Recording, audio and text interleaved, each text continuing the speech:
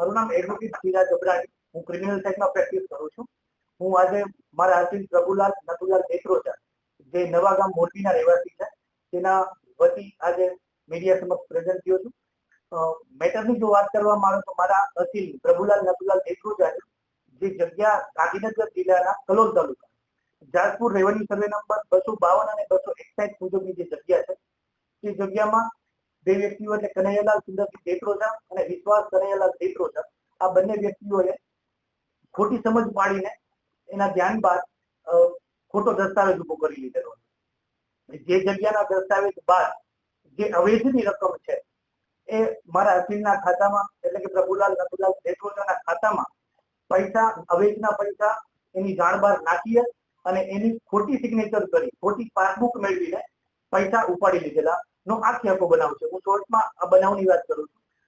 મુખ્ય બનાવ એવો હતો કે જે મારા અસીલ વતી Rajkot district cooperative bank Morbi શાખામાં પ્રભુલાલ નથુલાલ દેત્રોજાના ખાતામાં જે ચેકબુક છે એ પોતાના એક અલગ વ્યક્તિના નામે ચેકબુક ઇસ્યુ કરાવી, ચેકબુક મેળવી, એ ચેકબુકમાં ખોટી સિગ્નેચરો કરી અને 1,14,00,000 જેટલી રકમ, જે અવેજની રકમ છે, જે જમીનની અવેજની રકમ હતી, એ રકમ અન્ય ખાતામાં મારા અસીલની જાણ બાદ મોકલી દેવામાં આવે છે. જે અનુસંધાને પ્રભુલાલ નથુલાલ દેત્રોજા 2022ની સાલમાં પોલીસ સમક્ષ એફઆઈઆર રજૂ કરે છે. ઇવન એસપીને લખે છે, આઈજીને લખે છે, દરેક જગ્યાએ પોતાનું ફરિયાદ લખવાની ટ્રાય કરે છે, પણ એ સમયે પોલીસ ફરિયાદ લેતી નથી અને 6 મહિના બાદ પોલીસ એવો રિપોર્ટ કરે છે કે આ સામે ફરિયાદ બની નથી. ફરિયાદ ના બનવાનું કારણ માત્ર ને માત્ર પોલીસ એટલું દર્શાવે છે કે જે પ્રભુલાલ નથુલાલ દેત્રોજાની રાજકોટ ડિસ્ટ્રિક્ટ કોઓપરેટિવ બેંક શાખામાં સિગ્નેચર છે, તે સિગ્નેચર નમૂના સાથે 99% સામ્યતા ધરાવે છે તેવું એક બેંક મેનેજરના અભિપ્રાય મુજબ પોલીસ ફરિયાદ નથી લેતી. પોલીસ ફરિયાદ ના કરવાનો રિપોર્ટ આટલા પૂરતો સીમિત રાખે છે.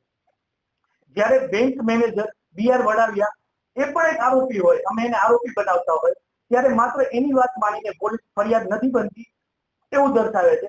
ત્યારે 2023ની સાલમાં નામદાર additional chief judicial magistrate Morbi કોર્ટમાં 156 મુજબ અમે ફરિયાદ દાખલ કરીએ છીએ અને ત્યારબાદ નામદાર કોર્ટ એ હેન્ડરાઇટિંગ એક્સપર્ટનો વ્યૂ માંગે છે અને ફોરેન્સિક ડિપાર્ટમેન્ટ હેન્ડરાઇટિંગ એક્સપર્ટનો એવો વ્યૂ ક્લિયર આવે છે કે જે પણ ચેકમાં સિગ્નેચરના નમૂનાઓ છે એમાં એક પણ નમૂનો, એક પણ સિગ્નેચર અમારી નથી. એટલે આ વ્યક્તિઓ, બધા વ્યક્તિઓ સાથે મળીને ખોટી ચેકબુક મેળવીને ઇવન બેંક કર્મચારીઓનો સાથ સહકારથી આખી મેટર ઉભી કરે છે, ખોટી ચેકબુક મેળવે છે, ચેકબુકમાં ખોટી સિગ્નેચરો કરે છે અને 1,14,00,000 જેટલી માજરમાં રકમ, જે જમીનની અવેજની રકમ, જે મૂળ મકસદ છે જમીન પચાવી પાડવાનો મકસદ છે, એને પાર પાડવા માટે પોતપોત અલગ અલગ ખાતાઓમાં આરટીજીએસ થી મોકલી દે છે. ત્યારબાદ જે તે સમયે બેંક એવું પોલીસને રિપોર્ટ આપે છે કે સીસીટીવી ફૂટેજ અવેલેબલ નથી. એના પછી જ્યારે અમે નામદાર કોર્ટમાં એપ્લિકેશન કરીએ છીએ અને આરટીઆઈ મુખ્ય શાખા પાસે સીસીટીવી ફૂટેજ માંગીએ છીએ તો સીસીટીવી ફૂટેજ પણ અવેલેબલ મળી આવે છે અને બેંક પણ સ્વીકારે છે કે બેંકના આ કર્મચારીઓનો આમાં રોલ રહેલ અને આ આખી મેટર જમીન પચાવી પાડવા માટેની મેટર છે.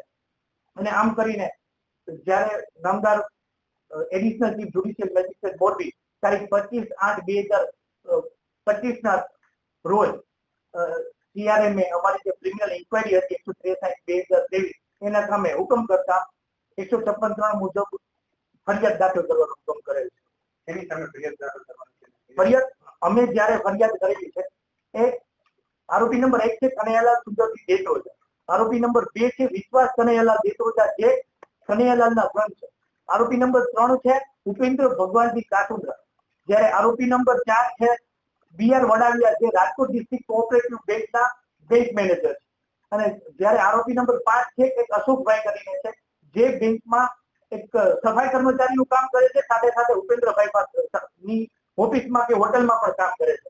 આ વ્યક્તિઓ વિરુદ્ધ તેમજ તપાસમાં જે જવાબદાર અધિકારીઓ અને કર્મચારીઓ ખુલે, ઇવન કે તપાસમાં અન્ય કોઈ વ્યક્તિઓ ખુલે, એના વિરુદ્ધ અમે ફરિયાદ દાખલ કરેલી અને જેને કોર્ટે માન્ય રાખેલું છે અને આ મુજબ જ દામદાર કોર્ટે પોલીસને 156 મુજબ ફરિયાદ રજીસ્ટર કરવા માટે હુકમ કરેલ છે.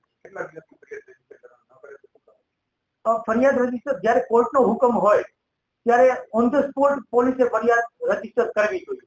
અને ઇવન કોર્ટ જ્યારે યાદી મોકલે છે, મારા માનવા મુજબ આજ નામદાર કોર્ટે યાદી પોલીસને મોકલી દીધેલી છે, તો કદાચ આજ સુધીમાં એફઆઈઆર દાખલ થઈ શકે એવી પૂરી શક્યતા છે.